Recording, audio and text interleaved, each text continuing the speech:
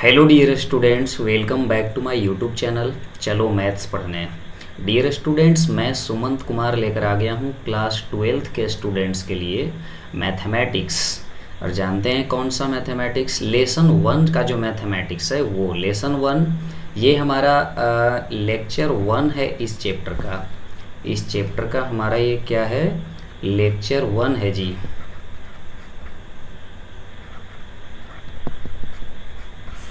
Lecture 1। इस chapter का नाम है relations and functions. Relations and functions का फर्स्ट लेक्चर में मैं बताने वाला हूँ संबंध के बारे में, जिसे रिलेशंस को जैसा कि जानते हैं आप हिंदी में संबंध बोलते हैं और फंक्शंस को क्या बोलते हैं? फलन बोलते हैं। ठीक है, तो हम इस वीडियो में क्या सीखेंगे? हम लोग क्या सीखेंगे? रिलेशंस एंड फंक्शंस के बारे में। और हमें ऐसा लगा कि फर्स्ट लेक्चर में मैं रिलेशंस के बारे में बताऊं और नेक्स्ट जो लेक्चर होगा उसमें फंक्शंस के बारे में बताएंगे।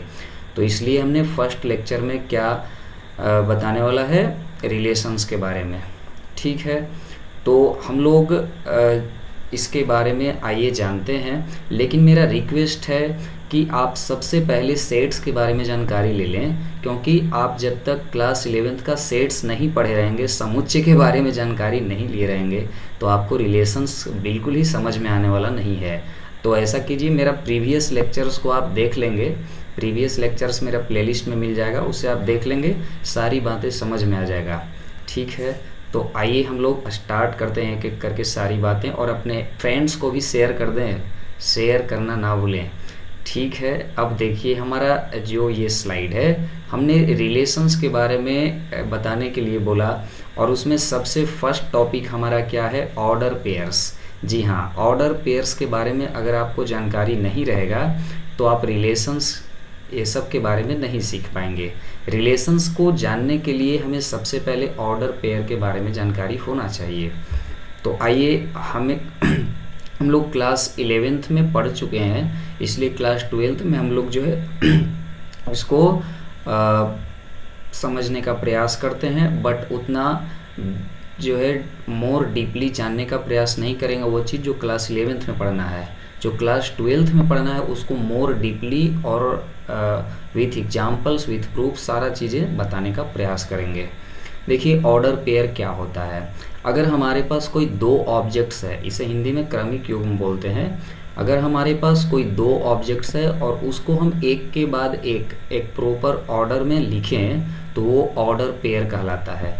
पेयर मीन्स क्या होता है? जोड़ा, मतलब टू ऑब्जेक्ट्स को हम पेयर कर सकते हैं।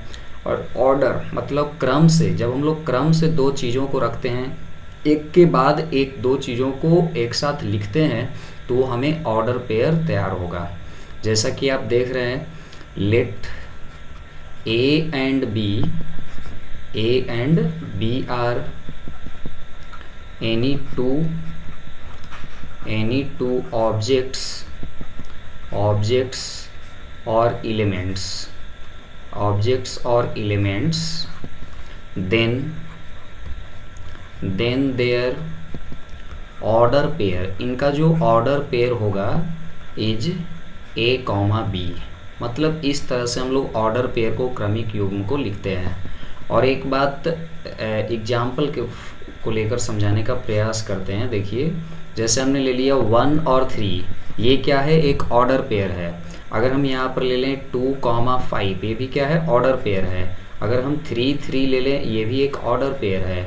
-1 और 0 ले लें, ये भी एक ऑर्डर पेयर है ना? इस टाइप से हम लोग एग्जाम्पल्स ले सकते हैं। अब आप सोच रहे हैं कि आप तो लिखे हैं कि यहाँ पर 2 ऑब्जेक्ट्स, बट देखिए ध्यान में रखना है कि हम ये नहीं लिखे हैं कि 2 डिस्टिंक्ट ऑब्जेक्ट्स। सो हम लोग दोनों इक्वल ले सकते हैं। याद रखना है आपको कि हमें यहाँ पर जो ए लिखा हुआ है, इसको बोलते हैं क्या? फर्स्ट कॉम्पोनेंट, हिंदी में बोलते हैं प्रथम घटक, फर्स्ट कॉम्पोनेंट। और बी को क्या बोलते हैं? बी को बोलते हैं second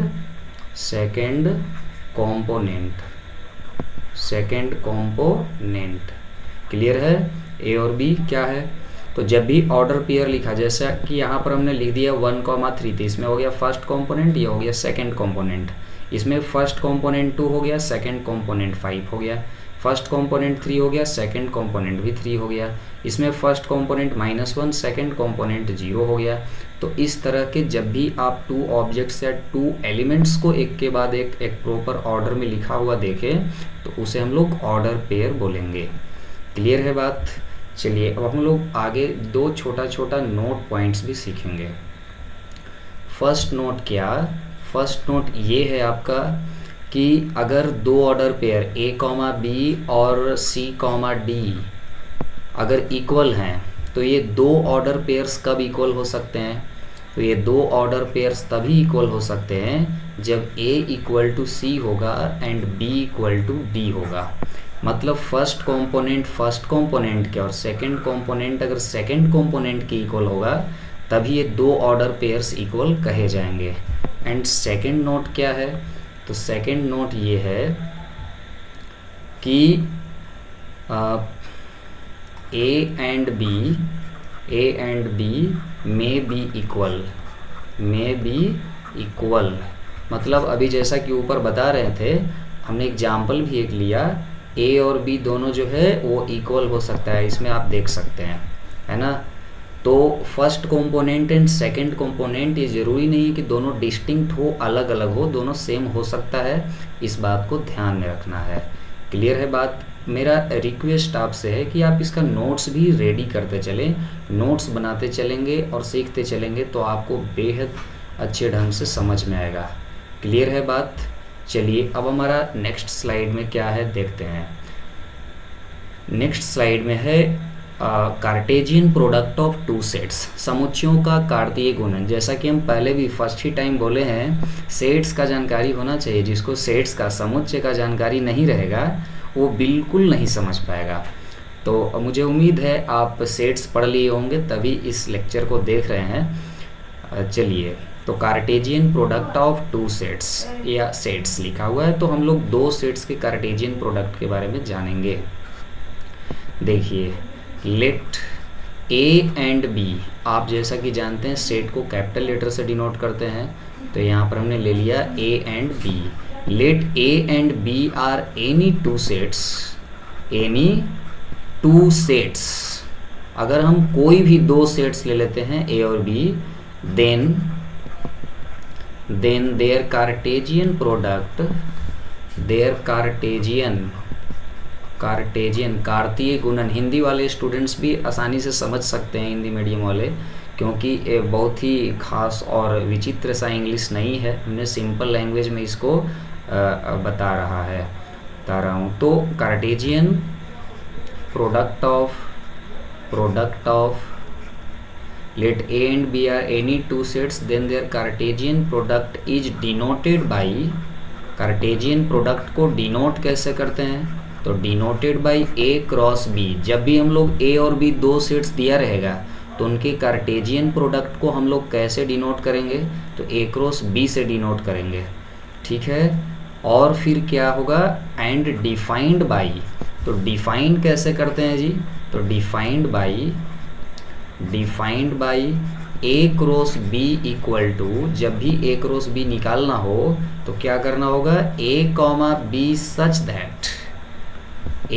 B such that A belongs to A and B belongs to B। मतलब जब भी हमें 2 सेट्स A एंड B का कार्टेजियन प्रोडक्ट पता करना हो तो हम वैसे ऑर्डर पेयर्स का सेट रेडी करेंगे जिसका फर्स्ट कंपोनेंट सेट A से रहेगा and second component set B से रहेगा। तो इस प्रकार हम लोग क्या कर सकते हैं? 2 सेट्स का कार्टेजियन प्रोडक्ट फाइंड आउट कर सकते हैं। तो हम यहाँ पर कुछ एग्जाम्पल्स लेकर बताना चाहेंगे। आइए एग्जाम्पल जानते हैं। हम फर्स्ट एग्जाम्पल ले रहे हैं, देखिए, लेट A इक्वल टू हम यहाँ पर ले लिए एक सेट 1 2 3, ठीक है, एंड B इक्वल टू एक सेट ले लिए, इसमें एलिमेंट 0 और 1 ले लिए या 0 और 2 ले लिए, ठीक।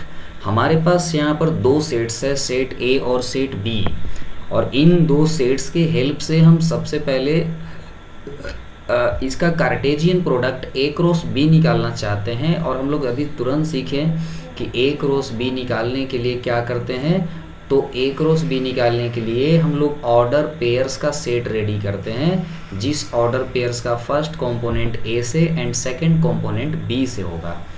तो ए क्रॉस बी जो हो जाएगा वो क्या होगा, तो फर्स्ट कंपोनेंट लेना है ए से, सेकंड कंपोनेंट लेना है बी से। तो आप यहाँ पर ध्यान से देखिए, यहाँ पर ध्यान से आप देख सकते हैं, समझ सकते हैं चीज़ों को कैसे होगा। तो फर्स्ट कंपोनेंट ए से, तो हम इसमें से 1 और इसमें से 0 ले सकते हैं। तो एक ऑर्डर पेयर 1 0 हो गया। चलिए फिर 1 और 2 हो सकता है, इसमें से 1 और इसमें से 2 ले लिए। फिर इसमें से क्या होगा 2 और इसमें से 0, तो 2 1 का ऑर्डर पेयर। फिर 2 2 का ऑर्डर पेयर, 2 2 कैसे, तो इसमें से भी 2 और इसमें से भी 2 ले लिए। फिर इसमें से 3 लीजिए, तो 3 0 हो सकता है, और क्या होगा 3 2 हो सकता है। तो इस प्रकार ये Cartesian product of two sets A and B हमें फाइंड आउट हो गया।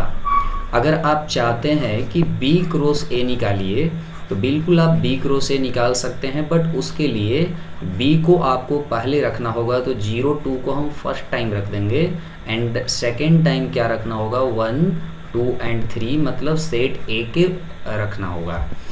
इसके बाद क्या करना होगा, तो इसके बाद हम लोग कार्टेशियन प्रोडक्ट जैसे फर्स्ट टाइम निकालें वैसे ही निकाल सकते हैं, लेकिन फर्स्ट कंपोनेंट सेट बी से लेना होगा और सेकंड कंपोनेंट ए से लेना होगा। तो हम लोग इसमें 0 1 लिख सकते हैं, फिर इसमें 0 2 लिख सकते हैं, 0 3 लिख सकते हैं, और क्या क्या होगा, तो अब 2 से, इससे हो गया, अब 2 से करिए तो हो जाएगा क्या 2 1। फिर क्या होगा इसमें एलिमेंट्स, इसमें हो जाएगा 2 2, और इसमें एलिमेंट्स हो जाएगा क्या 2 3। देखिए अगर आप रियल में पढ़ना चाहते हैं तभी इस वीडियो को लास्ट तक देख पाएंगे, और हमें उम्मीद है आप सच में पढ़ना चाहते हैं। चलिए, तो इस प्रकार आप ए क्रॉस बी और बी क्रॉस ए यहाँ पर निकाल लिए। ए क्रॉस बी भी कार्टेशियन प्रोडक्ट कार्तीय गुणन को सूचित कर रहा है, रिप्रेजेंट कर रहा है, एंड बी क्रॉस ए भी। लेकिन ए क्रॉस बी और बी क्रॉस ए जो देख रहे हैं वो दोनों डिफरेंट है। ये अलग है, ये अलग है, ये दोनों डिफरेंट है। क्लियर है बात।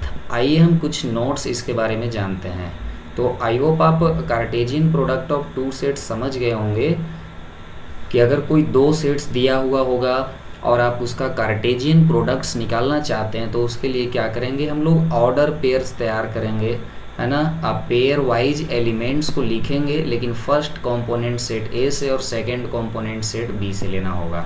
और जब बी क्रॉस ए निकालेंगे तो फर्स्ट कंपोनेंट बी से और सेकंड कंपोनेंट ए से लेना होगा। क्लियर है बात। चलिए अब हम लोग जानेंगे कुछ इससे रिलेटेड छोटा सा नोट्स, कुछ नोट पॉइंट्स हम लोग जानेंगे। देखिए नोट पॉइंट क्या है। तो इसके लिए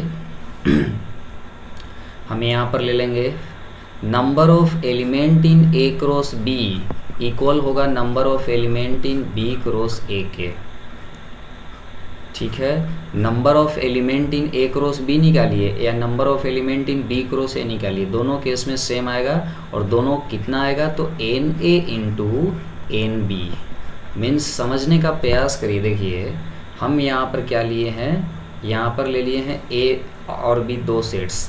ए में एलिमेंट्स कितना लिए हैं, ए में एलिमेंट्स हैं 3, और बी में एलिमेंट्स कितना लिए हैं, बी में 2 लिए हैं। तो अगर हम ए क्रॉस बी में बोलें कि कितने एलिमेंट्स हैं तो आप क्या बताएंगे, 1 2 3 4 5 6, मतलब इसमें कितने एलिमेंट्स हैं, 6 एलिमेंट्स हैं। इसमें कितने एलिमेंट्स थे, 2 एलिमेंट्स थे। इसमें कितने एलिमेंट्स थे, 3 एलिमेंट्स थे। तो आप देख रहे हैं कि इन दोनों का प्रोडक्ट आया ना यहाँ 6। तो इसलिए हम लोग कह सकते हैं कि अगर हम लोग number of element in A cross B निकालें तो कितना आएगा, तो n A into n B आएगा। क्लियर है बात। चलिए, लेकिन अगर बी क्रॉस ए निकाले तो भी उतना आएगा, बिकॉज इसमें 2 एलिमेंट्स, इसमें 3 एलिमेंट, 2 3 या 6 आप काउंट कर लीजिए, 1 2 3 4 5 6। क्लियर है बात। चलिए, तो ये हमारा फर्स्ट नोट था। ठीक है, नेक्स्ट एक और बात क्या कि if if A not equal to B, अगर सेट ए सेट बी के इक्वल नहीं है, देन क्या होगा, तो ए क्रॉस बी जो होगा वो इक्वल नहीं होगा किसका, बी क्रॉस ए का। अगर ए क्रॉस बी, ए और बी दो सेट्स हैं और दोनों इक्वल नहीं है, तो ए क्रॉस बी क्रॉस ए के इक्वल नहीं होगा। क्लियर है बात? चलिए, क्यों नहीं होगा आप देख सकते हैं, एग्जाम्पल आप लिए हैं ना, आप ए क्रॉस बी निकालें तो इसमें आया कितना, इसमें आया है एलिमेंट्स क्या क्या, 1 0 1 2 2 0 ऐसा। इसमें देखिए तो 1 0 1 2 है क्या, कहीं नहीं है, तो हम लोग इन दोनों को इक्वल कैसे कर सकते हैं, इसके ईच एलिमेंट इसके एलिमेंट्स भी होना चाहिए और इसके ईच एलिमेंट इसके एलिमेंट्स होना चाहिए, बट ऐसा है क्या, नहीं है तो हम लोग क्या बोलेंगे, इन दोनों को इक्वल नहीं बोलेंगे। चलिए, लेकिन आप सोच रहे होंगे क्या, आप सोच रहे होंगे कि अगर इफ़ ए इक्वल हो जाएगा बी का तब तो हो जाएगा, तो उस केस में हम लोग लिख सकते हैं कि ए क्रॉस बी इक्वल होगा बी क्रॉस ए के। क्लियर है बात? ए क्रॉस बी क्रॉस ए के इक्वल अवश्य होगा। चलिए, तो ये बातें आपको याद रखना होगा, ये सारी बातें आपको याद रखना होगा, ठीक है। अब हम लोग एक चीज़ और जानना चाहेंगे, फोर्थ नोट में क्या, फोर्थ नोट्स जानना चाहेंगे। जैसा कि आप जानते हैं, एक बात आप सेट्स में आप जानते हैं कि अगर किसी सेट ए में n एलिमेंट्स हैं तो उसके कितने सबसेट्स बनते हैं, तो नंबर ऑफ सबसेट्स जो बनता है वो होता है 2 to the power n। आप सेट्स पढ़े हैं तो आप उसमें सीखे होंगे, उसी टाइप का यहाँ पर अगर हम बात करें कि अगर number of elements, number of sets, subsets, number of subsets of A cross B का अगर हम सबसेट्स कितने बनेंगे ये पता करना चाहें तो 2 to the power n A cross B होगा। कैसे? क्योंकि अगर सेट ए में n एलिमेंट होता है तो उसमें 2 to the power n हो जाता है उसका टोटल सबसेट्स, ठीक। तो नंबर ऑफ सबसेट्स जो होगा ए क्रॉस बी का वो 2 to the power n A cross B, because how many elements in A cross B, उस चीज़ को हम क्या करेंगे पता करके और 2 के पावर में लिख देंगे, उससे हमें टोटल नंबर ऑफ सबसेट्स पता चल जाएगा। क्लियर है बात? चलिए, तो अब हम लोग नेक्स्ट टॉपिक को जानेंगे। आप इसे समझ पा रहे होंगे, समझ गए होंगे, कमेंट में ज़रूर बताएं। तो इसके बाद क्योंकि आप स्क्रीन के उस पार, हम स्क्रीन के इस पार, हम लोग एक दूसरे की बातों को कैसे समझ पाएंगे, तो आप कमेंट करिए, कमेंट के माध्यम से हम समझ पाएंगे कि आप समझ रहे हैं कि नहीं समझ रहे हैं, ठीक है। तो चलिए, अब हम लोग नेक्स्ट टॉपिक को जानेंगे। हमारा अब जो टॉपिक है वो क्या है जी, तो वो है संबंध, रिलेशंस। जैसा कि आप चैप्टर का नाम ही देखे थे ना, चैप्टर का नाम क्या था, रिलेशन नाम था, संबंध उसे हिंदी में हम लोग बोलते हैं। इसे जानने के लिए वो सब छोटी छोटी बातें इसलिए हम बताएं क्योंकि इसे जानने के लिए उस सभी चीज़ों को जानना आवश्यक था, वो नहीं जानते तो ये नहीं समझ में आता। तो आइए अब हम लोग इसके बारे में सीखते हैं, इसके बारे में कैसे सीखेंगे, क्या सीखेंगे, आइए जानते हैं। देखिए, रिलेशन क्या होता है। अगर हमारे पास कोई दो सेट रिलेशंस, जैसा कि आप बोलचाल की भाषा में यूज करते हैं, हम लोग एक दूसरे को रिलेटिव्स कहते हैं। जब एक व्यक्ति दूसरे व्यक्ति से किसी न किसी रूल के अकॉर्डिंग रिलेटेड हो, तो उसी तरह से अगर जब कोई दो सेट हमारे पास हैं, एक सेट ए और एक सेट बी, और सेट ए के एलिमेंट्स किसी रूल के अकॉर्डिंग सेट बी के एलिमेंट से रिलेटेड हो, तो उस केस में जो रूल से ए का एलिमेंट बी के एलिमेंट से रिलेटेड होगा, वो रूल सेट ए से सेट बी में एक रिलेशन कहलाता है।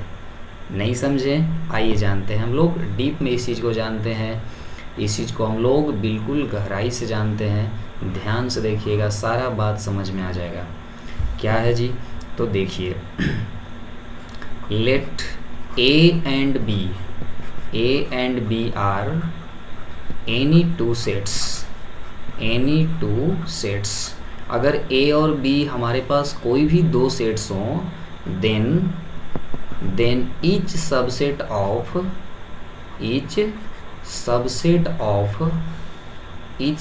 Of A cross B.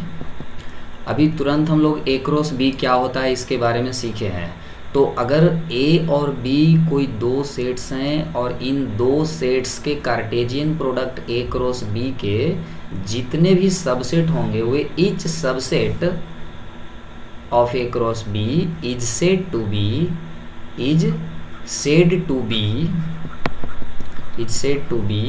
A relation from A to B. अगर ए और बी हमारे पास दो सेट्स हैं और इन दो सेट्स के Cartesian product A cross B है, तो इस ए क्रॉस बी के जितने भी सबसेट्स होंगे वे सारे सबसेट्स क्या होगा, तो ए से बी में एक रिलेशन कहलाएगा। नहीं समझे? आइए एग्जाम्पल से समझाते हैं।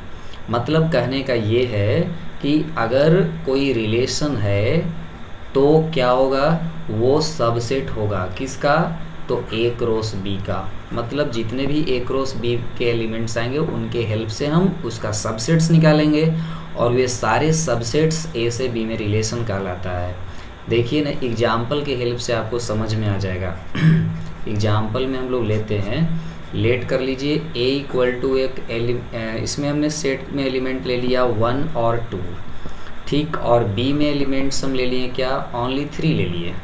अगर हम आपको बोलें कि ए क्रॉस बी आप निकालिए तो ए क्रॉस बी में क्या क्या आएगा, ए क्रॉस बी में क्या क्या आएगा, तो 1 3 आएगा और क्या आएगा जी, तो 2 3 आएगा। क्लियर है? हम ए क्रॉस बी निकाल लिए, Cartesian product A cross B हमने फाइंड कर लिया। बट यहाँ पर क्या बताया जा रहा है कि जितने भी इसके सबसेट होंगे, each subset is said to be a relation from A to B. इसके लिए क्या करेंगे, तो हम लोग देखेंगे कि क्या क्या सबसेट्स बनेंगे।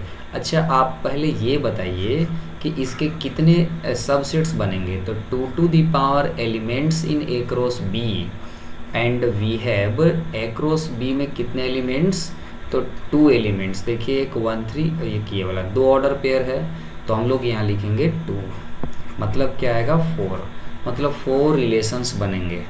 तो 4 जो होगा सबसेट्स वो क्या क्या होगा, तो फर्स्ट रिलेशन आप पढ़े होंगे सबसेट्स के बारे में जब आप सेट पढ़ते थे उस टाइम क्लास 11th में। सबसेट्स क्या होता है, तो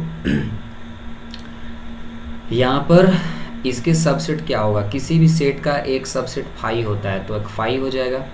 अच्छा, एक और R2 क्या ले लें, तो वो हम सिंगल ले लेंगे, 1 3 ले लेंगे। ठीक है, ये सेट जो है वो इस सेट का ये सबसेट है क्योंकि इसका सारा एलिमेंट जो है वो इसमें है। इसीलिए जब इसके सारे एलिमेंट इसमें हैं तो हम लोग बोलेंगे कि R2 is subset of A cross B. ठीक, अब देखिए R3 क्या होगा, तो इसमें ले लिए 2 3 का सेट। ऐसे इसका भी सारा एलिमेंट जो है इसमें दिख रहा है, इसलिए R3 भी इस ए क्रॉस बी का सबसेट होगा। तो अब इसके बाद देखिए क्या है, एक और हो जाएगा, कौन, एक और हो जाएगा क्योंकि 4 टोटल बनना चाहिए, तो R4 में लिख देंगे हम लोग वो पूरा 1 3 भी लिख देंगे और क्या लिखेंगे, तो 2 3 भी लिख देंगे। ठीक, इसमें आप देख रहे हैं कि यहाँ पर हमारे पास 4 जो सेट्स मिले, 4 सबसेट्स मिले किसके, सेट ए क्रॉस बी के। तो ये चारों रिलेशंस हैं, क्या है, रिलेशंस हैं। रिलेशंस किससे किसमें, तो ए से बी में। सेट ए से सेट बी में रिलेशंस है कौन, तो R1 R2 R3 R4 ये सारे जो हैं ए से बी में रिलेशंस हैं। ठीक है बात। तो इस तरह से और भी एग्जाम्पल्स लेकर आप समझ सकते हैं। अगर कभी पूछे एग्जाम में भी कि how many total number of relations from A to B, तो आप क्या बताएंगे आंसर, वो इतना बताएंगे। क्लियर है बात? एग्जाम्पल भी आप समझ गए, और भी एग्जाम्पल लेकर आप समझ सकते हैं। एक चीज़ और हम आपको बताना चाहेंगे कि आप नोट्स तैयार कर लेना। हम एक बार और बोलें, नोट्स आप इसका ज़रूर रेडी कर ले। क्लियर है बात? वीडियो को पॉज करके। अब इसके बाद देखिए नेक्स्ट स्लाइड में हमारा क्या है। ओ यस, नंबर ऑफ रिलेशंस, जैसा कि अभी बताया ही गया आपको कि नंबर ऑफ रिलेशंस कितने होते हैं। तो ये होता है 2n a क्रॉस b। ऐसा क्यों? ऐसा इसलिए क्योंकि टोटल नंबर ऑफ सबसेट्स जितना होगा उतना ही तो नंबर ऑफ रिलेशंस होगा, क्योंकि ईच सबसेट जो होता है रिलेशन कहलाता है ए से बी में। तो ये बात आपको याद रखना होगा। जैसा अगर हम एक क्वेश्चन यहाँ पर लें, अगर क्वेश्चन लें कि a इक्वल टू हम ले लिए, इसमें ले लिए हम 1 2 3 4 और b इक्वल टू हम ले लिए इसमें 1 और 3, और हम बोलेंगे कि total number of relations, total number of relations from a to b, A से बी में टोटल नंबर ऑफ रिलेशंस कितना बनेगा इस चीज़ को बताइए। तो इसके लिए आप क्या करेंगे? इसके लिए करेंगे 2n a क्रॉस b, और a क्रॉस b मतलब 2 of element in a into number of element in b। मतलब ये जो हो जाएगा वो होगा 2 a में कितना एलिमेंट? a में 4 एलिमेंट, b में 2 एलिमेंट, तो 4 इंटू 2 मतलब 2 क्या 8। क्लियर है? तो 2 आपका आंसर होगा। ठीक है, आप इसे कैलकुलेट भी कर सकते हैं। नेक्स्ट देखिए हमारा क्या होगा। नेक्स्ट टॉपिक है हमारा relations on A set. Relation on A set क्या होता है? एक सेट पर रिलेशन का मतलब क्या होता है? इसका मतलब देखिए क्या होता है। A set, A relation from A to A. अगर सेट ए से सेट ए में ही रिलेशन हो, अगर दो सेट हो, एक सेट ए और एक सेट भी ए, ठीक, और ए से ए में ही रिलेशन बने तो वो रिलेशन ऑन ए सेट कहलाता है। Relation from A to A is said to be relation on set A. एक सेट पर ही रिलेशन का मतलब हुआ कि सेट ए से सेट ए में ही एक ही सेट में रिलेशन, एक ही सेट के एलिमेंट्स आपस में रिलेटेड रहेंगे। ठीक, और इसी के टाइप्स हमें जो है क्लास 12th में जानना है सारी बातों को। तो ये हमारे लिए काफ़ी ज़्यादा इम्पोर्टेंट है। रिलेशंस ऑन ए सेट, एक सेट पर रिलेशन क्या होता है? तो इसका मतलब हुआ कि किसी सेट के एलिमेंट्स होंगे वो आपस में ही एक दूसरे से रिलेटेड रहेंगे, तो उससे हमें रिलेशन ऑन ए सेट मिलेगा। ठीक है, नेक्स्ट टॉपिक देखिए। नेक्स्ट क्या है? तो नेक्स्ट है domain of a relation. Domain of a relation का मतलब क्या हुआ? देखिए, इसे हिंदी में बोलते हैं प्रांत है ना, संबंध का प्रांत। देखिए इसका मतलब क्या होता है। अगर हमारे पास मतलब दो सेट हों और उसमें ए से बी में एक रिलेशन डिफाइन होता हो, तो हम यहाँ पर लेते हैं let A and B are two sets. अगर ए और बी दो सेट्स हो and R is a relation from A to B. अगर ए से बी में डिफाइन होने वाला कोई रिलेशन आर हो, देन डोमेन क्या होगा? तो डोमेन जो होगा, देखिए क्या होगा, देन डोमेन ऑफ आर, मतलब डोमेन ऑफ आर जो होगा वो एक सेट होगा। क्या होगा? एक सेट होगा। किस चीज़ का सेट? तो वैसे एलिमेंट्स का सेट जो सेट ए में बिलोंग करेंगे एंड एक्स जो होगा वो रिलेटेड होगा वैसे एलिमेंट से जो एलिमेंट बी में होगा। नहीं समझे? समझने का प्रयास करिए। देखिए डोमेन का मतलब क्या हुआ कि ए से बी में मान लीजिए कि कोई रिलेशन डिफाइन हो रहा है, कोई संबंध जो है परिभाषित हो रहा है, और आर वो रिलेशन है, ठीक। तो उसका डोमेन क्या होगा? डोमेन का मतलब हुआ, प्रांत का मतलब हुआ कि वैसे एलिमेंट्स का एक सेट रेडी करना, तैयार करना जो सेट ए के हों। कहाँ के वो सेट होना चाहिए? तो वो सेट जो है वो ए के होना चाहिए, ठीक। कैसा सेट हो, कैसा एलिमेंट होना चाहिए? तो वैसा एलिमेंट जो रिलेटेड हो किससे?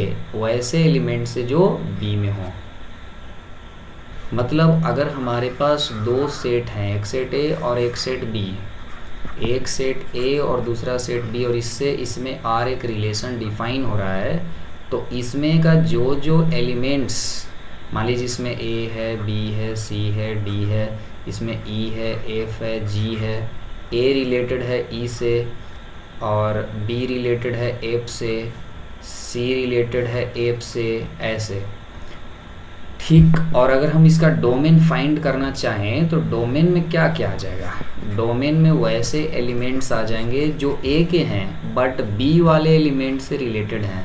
तो कौन कौन आएगा? इसमें ए आएगा और बी आएगा और सी आएगा।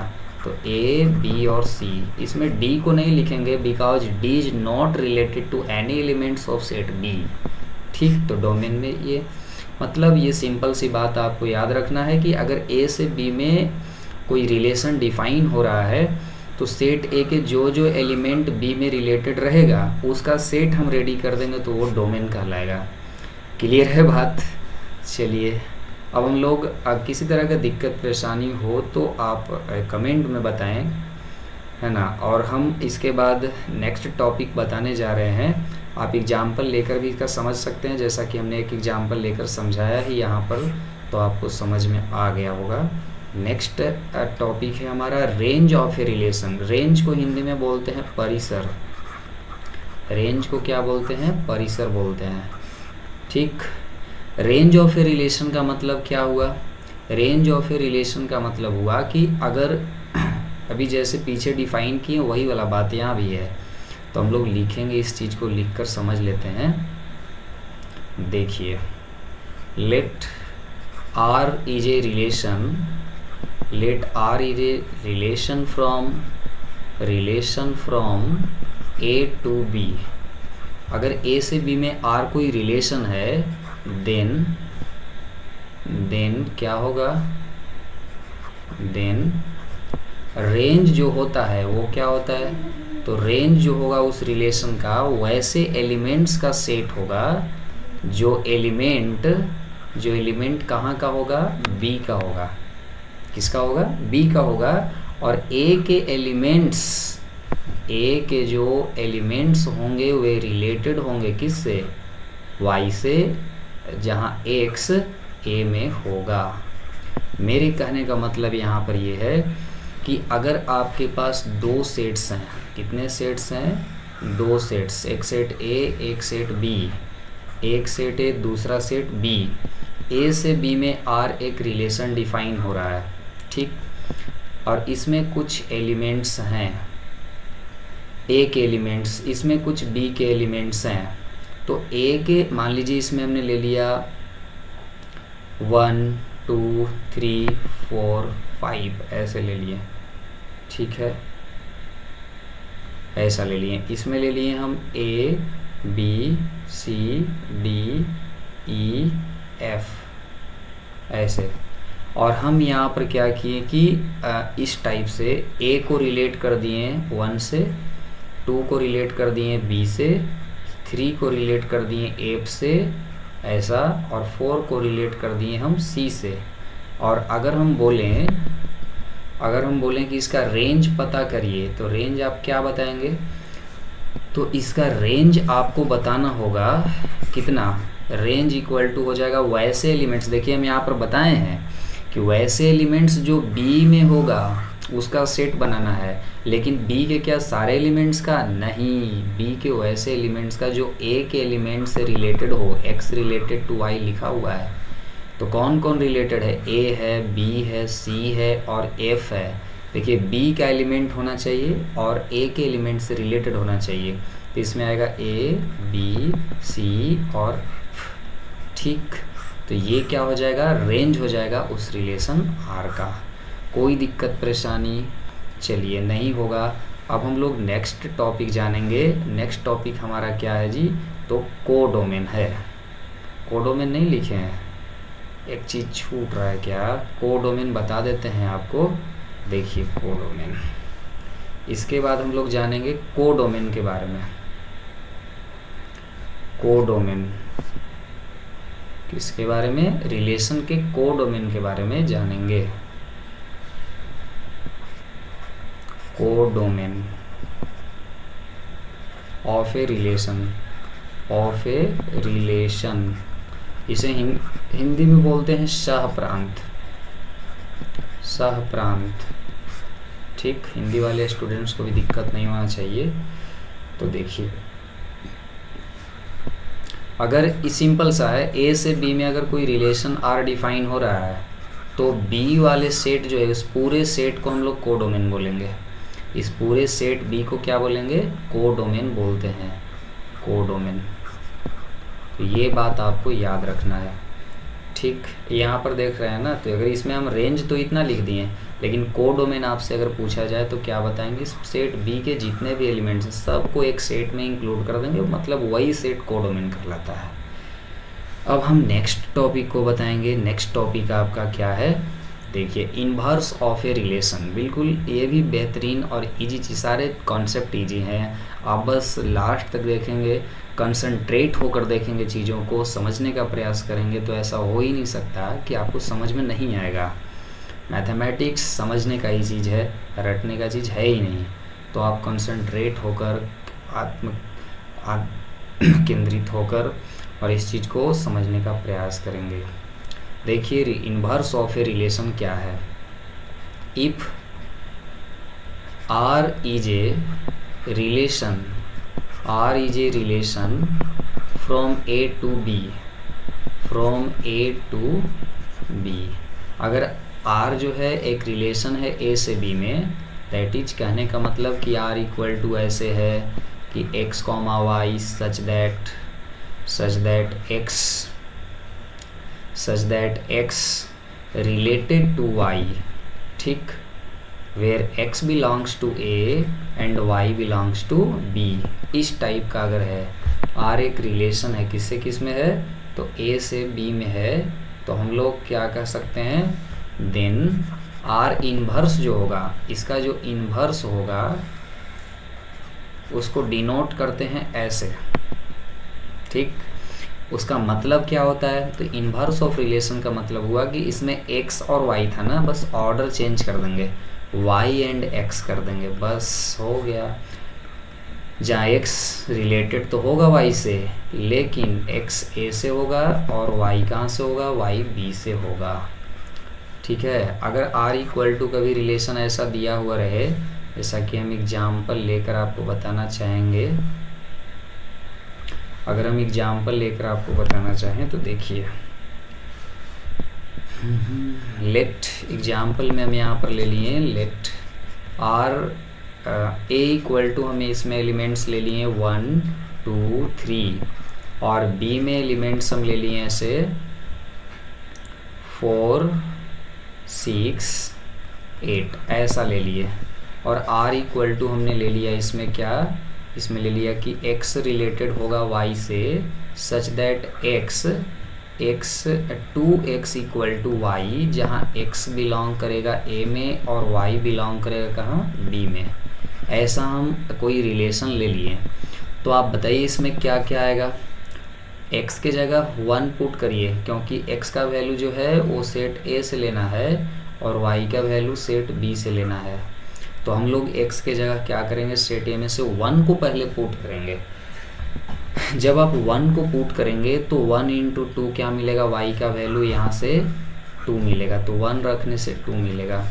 अगर हम बोलें कि 2 पुट करेंगे तो 2 का क्या मिलेगा, 6 मिलेगा, ठीक, सॉरी 4 मिलेगा, और इसमें 1 का 2 तो है भी नहीं ना, तो हम लोग इसमें बेकार लिख रहे हैं, ऐसे नहीं हो पाएगा। हम लोग 1 पुट करेंगे तो 1 पुट करने से क्या होगा कि 2 मिलेगा, तो 2 इसमें b में तो है नहीं, तो 2 रखेंगे तो 2 का 4 और 3 का 6 मिलेगा, तो 2 का 4 और क्या, तो 3 का 6 मिलेगा। तो ये हो गया। यहाँ पर जो आप देख रहे हैं इसमें ये क्या कहलाएगा, रिलेशन आर रोस्टर फॉर्म में कहलाएगा। लेकिन अगर हम आर इनवर्स निकालना चाहें तो क्या होगा, इसी को ऑर्डर को चेंज कर देना है बस। तो 4,2 हो जाएगा और कितना 6,3 हो जाएगा। ये आपका हो गया क्या, तो आर इनवर्स हो गया। क्लियर है बात, मतलब जो रिलेशन था उसका इनवर्स हो गया। आप देखिए क्लास 11th में पूरा डीपली पढ़े होंगे, 12th का ये कॉन्सेप्ट है, 12th में हमें पढ़ना है, तो उसके लिए मैं ब्रीफली जो है जानकारी दे रहा हूँ। और क्लास 12th वाला जो पोर्शन होगा उसको पूरा क्लियर किया जाएगा। अब हम लोग इसके बाद बस करते हैं। Thank you so much video को लास्ट तक देखने के लिए।